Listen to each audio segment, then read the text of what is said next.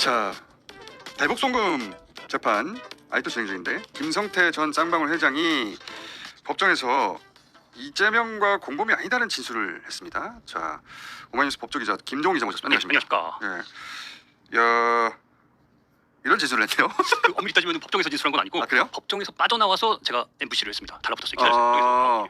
법정에서 나오면서 나오면서 달라붙어서 인터뷰를 했어요. 인터뷰. 네. 근데 기본적으로 김성태, 그러니까 이재명 대통령은 일관되게 나 그 사람 모른다. 그렇죠. 예, 실제 모르고 전화 통화 내역도 아무것도 없어요. 그렇죠. 예. 만약에 동선이 겹쳐서 만났다든가 또는 뭐 전화 통화 기록이 있다든가 뭐 그런 거라도 있으면 검찰이 막 뒤집어 씌웠을 텐데 없단 말이죠. 그렇죠. 아무것도 만난 적도 없고 통화한 적도 없고. 근데 김성태 씨는 뭐라고 주장했냐면 다른 사람 통화할 때 나 바꿔줘서 통화한 적 있어? 그렇죠. 이화영 통해서 네. 대북 송금 이제 돈을 보낼 때 네. 그때마다 이 대통령이랑 통화를 했다. 간접 통화를 여러 번 했다는 거예요. 그렇죠. 그러면서 통화를 했다고 계속해서 법정에서 주장을 해왔어요. 그렇죠. 네. 그리고 그 기본적으로 800만 달러를 북한에 보냈는데 이거 사실은 이재명을 위한 거야. 그렇죠. 라는 식의 주장이었단 말이죠. 그렇죠. 그게 공소사실의 핵심이고. 그렇죠. 그래서 이재명을 잘 알았고 나는 이재명을 위해서 북한에 돈을 보냈어. 네. 이게 그동안의 쌍방울 회장의 주장이었는데 그렇죠. 검찰의 주장이기도 하고. 그렇죠. 그거 베이스 하에 이제 이재명 대통령한테 올 차례였어 이제 재판이. 그렇죠. 예. 실제로 들어갔고 예. 실제로 작년 6월 12일에 그 이화영 전 부지사의 1심 판결을 바탕으로 해가지고 기소가 들어갔죠. 그렇죠. 네. 그게 차례가 만약에 이 계엄이 없었다면 그렇죠. 계엄이 없었다면 오히려 이재명 대통령 지금 이 재판을 받고 있었을 거예요. 상당히 위태했어요. 예. 제가 이 재판을 3년 넘게 보고 있지만 상당히 위태로운 순간들이 오히려 이제 재판 5개를 이 대통령 관련해서 재판 5개를 보면서 가장 위태로운 재판을 꼽으라면 저는 오히려 대북 송금 사건을 맞아요. 왜냐하면은 증거는 없는데 이 김성태 전 회장의 말을 그냥 믿어주는 거예요. 그렇죠. 그렇게 재판부가. 해서 유죄가 실제로 나왔고 그렇죠. 뭐 유죄 받는 과정 속에서 신진호 부장이 그 9년 넘게 때릴 때 1심 과정에서 이화영 전 부지사를 때릴 때 가장 핵심적으로 본 요소가 김성태 회장이 CEO이기 때문에 그 우리나라에서 중견기업을 운영하는 CEO이기 때문에 그거를 어떻게 거짓말을 할 리가 없다. 그렇죠. 그게 핵심이었어요. 그러니까 이 모든 공소사실의 핵심은 예. 김성태, 방용철, 안부수 등의 그 관계인들의 진술이 바탕입니다. 말입니다. 말. 거예요. 말. 증거는 하나도 없고 말이고 이화영 부지사 그걸 다 부인했는데 그렇죠. 당신 말을 믿을 수가 없고 김성태는 중견기업의 CEO야. 이 사람 말을 믿어야 돼. 그게 핵심이에요. 해서 이 사람 말 믿고 여기까지 온 거거든요. 그렇죠. 1심 재판부도 그렇고. 근데 지금 그 김성태가 사실 말을 바꾼 거예요. 그렇죠. 진술을 번복한 겁니다. 법정에서의 진술을 네. 나와서 번복한 거예요. 근데 이제 이게 7월 22일에 그 이 대통령과 김성태와 지금 이화영 전 부지사가 같이 기소된 사건이 있어요. 그 네. 대북 송금 이제 제3자 뇌물로 그 사건에서 갑자기 이제 공판 준비기를 마지막에 이제 하고 있는데 그 김성태 회장의 변호인이 갑자기 이재명 대통령과의 공범관계를 부인을 하는 거예요. 그게 7월 22일에. 진짜 황당해. 갑자기 그래가지고 근데 그날은 보도가 안 나왔던 게 저만 그것도 썼는데 네. 그날 이 대통령의 재판이 다 중단된 날이어가지고 다 그것만 썼어요. 근데 네. 아무리 봐도 어떻게 내가 3년을 이걸 봤는데 아니 변호인이 그걸 부인을 해. 그래가지고 제가 갔던 거예요. 이틀 전에 김성태 회장한테 듣고 싶어가지고 아하, 그러니까 변호인이 먼저 부인했습니다. 부인하고 나서 이거 김성태 회장한테 직접 들어야 되겠다 그렇죠. 생각해서 MBC 숨어 있다가 튀어나와가지고 숨어있진 않았고 나와서 기다리고 있었어. 왜냐면 그날 법정에 이틀 전에 법정에 어. 김성태 회장의 이제 자본시장법 그러니까 처음에 외환거래법이랑 같이 있던 이 대북송금 재판이 그거 먼저 결론 나고 이거 자본시장법 재판이거든요. 그래서 법정에 저 혼자밖에 없었어요 기자가. 그래서 그냥 자연스럽게 나와가지고 제일 먼저 기다리고 있다가 자연스럽게 붙어가지고 회장님 뭐 물어볼 거 있다고 했더니 평소와 달리 대답을 잘해주더라고요.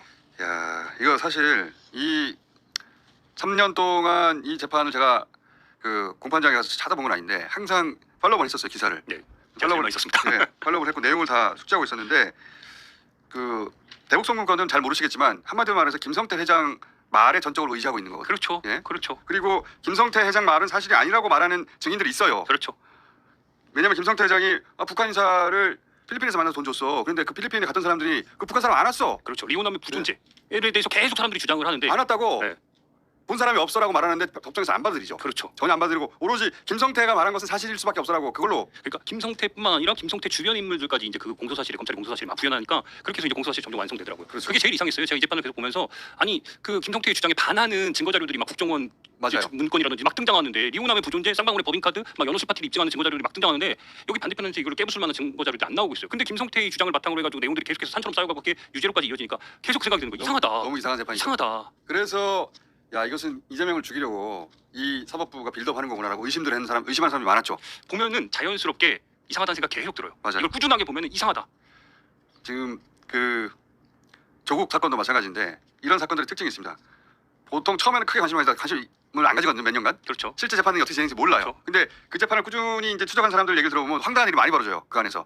그리고 판결도 황당하게 났는데 이 사건도 그래요. 근데 이 황당하게 구축돼서 올라갔던 대북 송금 사건의 유죄 가장 확실한 근거 김성태 진술이 바뀌었다는 거예요. 그렇죠. 그럼 다 바뀌어야 되는 거예요 지금. 그게 핵심이에요. 그러니까 검찰이 이 대북송금 사건에서 이 가장 중요한 거는 이재명을 위해서 이화영과 김성태가 공범 관계라는 걸 이 모든 공소사실의 기초인데 여기서 김성태 스스로 자기가 저희 오마이뉴스에 얘기를 한 거예요. 야 이재명과의 공범 관계 아니야. 그러면 어떻게 되는 거야? 다 사라지는 거예요 다. 그러면 제가 그 얘기를 딱 듣는데 어. 이 사건을 끌고 온 그 검사들 있잖아요. 뭐 네. 박 검사라든지 김 검사라든지 박상현, 김영남. 그렇죠.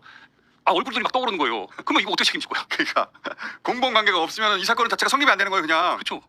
이재명을 위해서 북한에 돈을 보낸 게 대북 송금 사건인데 공범이 아니래. 나 아니야 나 이재명 몰라. 그 워딩이 정확하게 내가 김성태 회장한테 그걸 물으면서 저한테는 김성태 회장이 이렇게 얘기하는 거예요. 저한테는 뭘 하라 한 게 없다. 뭐 이재명 대통령이 자기한테 뭘 하라 한 게 없다. 그러니까 공범 관계가 아니다라고 얘기하는 거예요. 저는 이제 이게 많은 사람들이 이렇게 의심하잖아요. 이제 김성태 회장이 자기 살려고 검찰이 압박해가지고 거짓 진술했을 것이다. 뭐 그렇게도 많이 보고 있습니다. 그렇게들 의심하는데 그런데 이제 김성태 회장 입장에서는 이제 자기가 그렇게 해서 감옥에 보낼 수 있었던 혹은 보낼 예정이었던 이재명 대통령이 돼버렸잖아요. 상황이 많이 바뀌었죠. 완전히 바뀌어버렸잖아요. 상황이 많이 바뀌었죠. 그래서 자기가 살려고 거짓말을 했었다면 이제는 자기 거짓말한 게 자기한테 되돌아올 상황이 된 거 아니에요.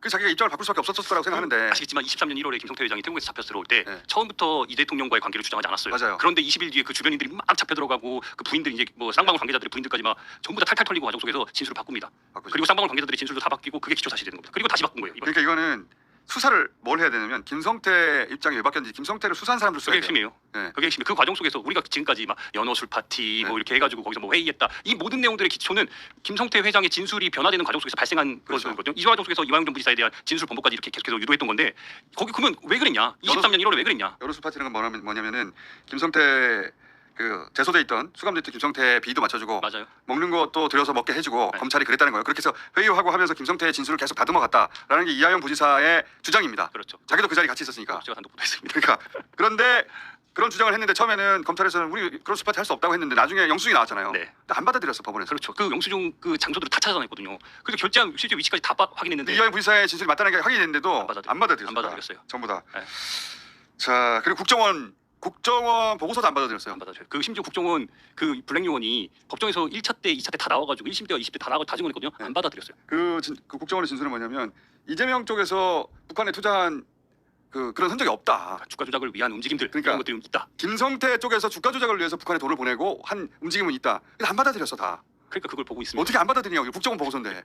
그러니까 그걸 보고 있으면 내가 이제 1, 2심 과정 속에서 그걸 막 보고 있으면은 네. 아니 이것도 안 받아들여? 그러니까 라는 생각이 계속 들. 그러니까 이게 나중에는 막 오기가 생기고 끈기가 생겨가지고 보자 결론 어떻게 나오냐 보자 라는 생각이 계속 드는 거예요. 1심 유죄가 나왔어요. 근데 1심 나오고 2심 나오고 대법원까지 유죄가 나와버리니까 이거 보자. 이하영 부지사는 그래서 지금 징역 8년입니까 9년입니까? 그러니까 1심에서는 9년 6개월 받았고 2심에서 7년 8개월 받고 대법에서 확정된 겁니다. 그러니까 7년 8개월 받아버린 거예요. 지금 3년에 있어요. 3년. 김성태 입에서 시작된 그 프레임대로 유죄를 받아버렸고 그런데 이제 이화영 부지사하고 이재명 대통령이 함께 걸린 사건이 나와서 지금 이 얘기를 하기 시작했다는 거예요. 그렇죠. 네. 그 사건에 나와서 얘기했고 이거는 별건으로 진행되고 있는 자본시장법 재판이 또 따로 있는데 김성태 회장이 거기 가가지고 저 혼자 가가지고 이제 물어봤던 겁니다. 그래서 이걸 밝힌 거예요. 아직도 다 정리는 안 된 것 같고요. 안 됐죠.